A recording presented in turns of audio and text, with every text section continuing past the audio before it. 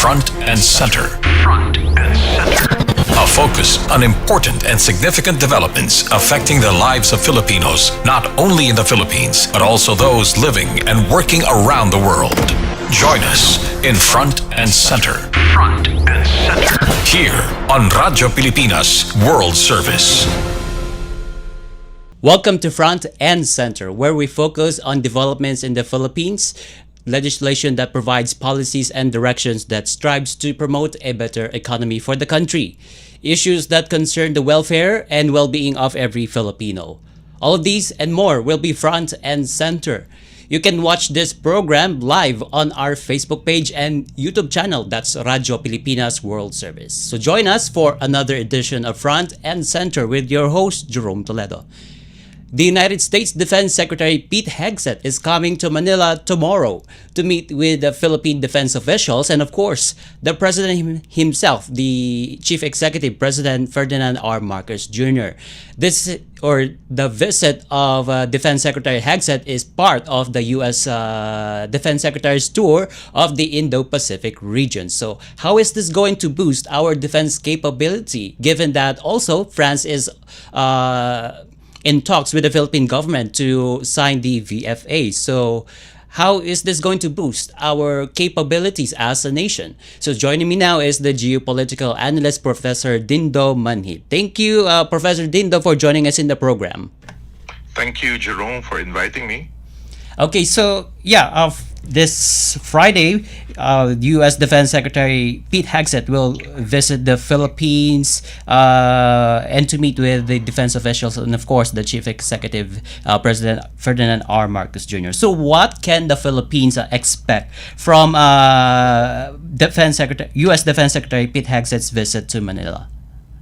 It's a reflection where the administration of Trump, as the world calls it, Trump 2.0, looks at the Philippines. It continues to see it as a country of strategic importance, and critical to this is our strong military and defense cooperation with them that I think will be stronger, especially with the visit of Hegseth and also the Balikatan or the military exercise that is expected to start by April.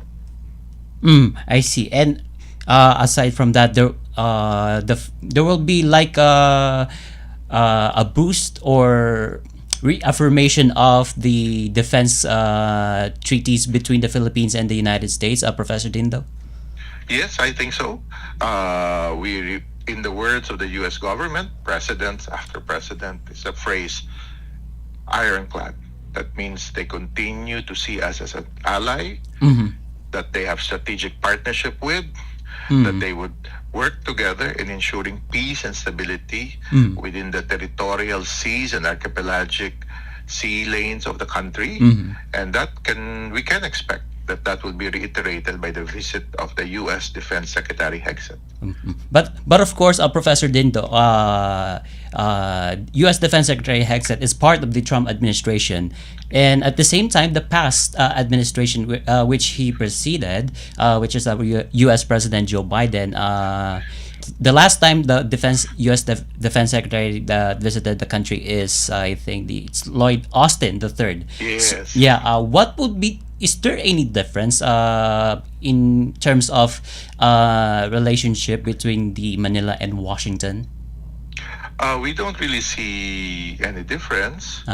What we are seeing is really the importance of this strong relationship, and this relationship will, I think, be reiterated no matter what political party there is in the U.S. because, as I've said, we are of strategic importance, and our strategic importance reflects also to our mutual interest, which is one that is that we need each other to ensure and protect the national interests of the Philippines, the national interests of the United States in this region, the Indo-Pacific region. Yeah, and also during a telephone conference between the Philippine Defense Secretary Gilberto Teodoro Jr. and the U.S. and his U.S. counterpart, which Secretary Hegseth, they both expressed optimism on the deepening defense ties of the two nations.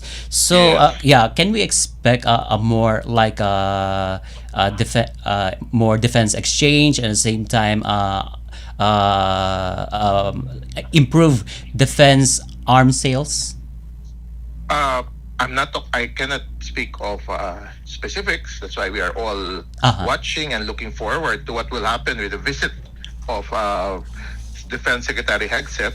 But what we can really expect is a strengthening of ties based on the Mutual Defense Treaty, based on the Enhanced Defense Cooperation Agreement. So I really look forward to the details of the visit of Secretary Hegseth and when he meets President Marcos, when he meets Secretary Chidoro. I see. And not only the United States that we have, or the Philippines has with, I'm sorry, the not only the United States that has a defense exchange with the Philippines. I'm sorry about that, Professor Dindo. But also, France is also in talks with the Philippine government regarding creation of the visiting forces agreements similar with the United States. So what we have seen the past 2 years under President Marcos Jr. Is the strengthening and the broadening of defense partnership and cooperation. We have seen that from European countries, as you said, France, Germany, UK, and other European countries. But we have seen even Japan, Australia, Canada, New Zealand stepping up also. Oh, yeah. So we see the value of the Philippines not only in the eyes of the United States, but in the eyes of countries that share the values that we live in a rules-based order and that we have to protect our territories. We have to, in our case, we are a maritime nation, protect our maritime rights based on working together. We are a country that has not really given importance to defense and security because of the realities of our economic challenges. But what we're seeing are friends helping us, countries that share our values. I see. And also this VFA with France will be signed by April. So we are going to expect. Again, all these things are something that we all need to look forward to. I think what will happen in France, what in April is New Zealand. So maybe Germany by May. Okay. So let's just look forward to it. And these are all good things happening, especially from the defense and security sector of the Philippines. I see. Okay. And, Okay. and also including Canada. That is Yes. in the line in talks with the Philippine government. Okay, Yes. one more thing before we end the discussion, Professor Dindo. So I got a news here from the particularly from the Global Times, the Chinese Foreign Ministry urging some in the Philippines to quote unquote stop serving as other countries' mouthpiece in Who is response. China to interfere on our interest? Who is China who speaks in our behalf? We are the Filipino nation. We need to protect what is ours, and we should not allow countries like China to dictate our relationship. Yeah. So we should even stop quoting it, Jerome. You should stop using data that are basically the propaganda of the Chinese government. I see. And that's in response to the U.S. Visit of. It is not of our interest to take note of China. Our interest is what is our national interest. Yeah. And our national interests dictate that we work with countries who are our friends, Yeah. who are willing to support us, and not follow the propaganda of China. That's right. Okay, and of course, the Philippines will follow. Our interest. Yes, that's what correct. serves the interest of the Filipino people.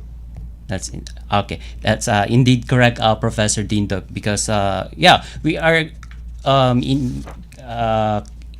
we are cooperating with countries that has that shares the same value as ours. In particular, Yes. in defending our territorial maritime We have territory. to remind that also, at the end of the day, a nation exists for its interests, and it's our interest, not China's concern, point of view, or interest that matters to us. It is what protects our interests. I So see. thank you for this opportunity to be part of your show. All right. Thank you so much, Professor Dindo Manhit, the geopolitical analyst. You have just heard and watched Front and Center. Front and Center. Join us again for another edition here on Radyo Pilipinas World Service. Front and Center.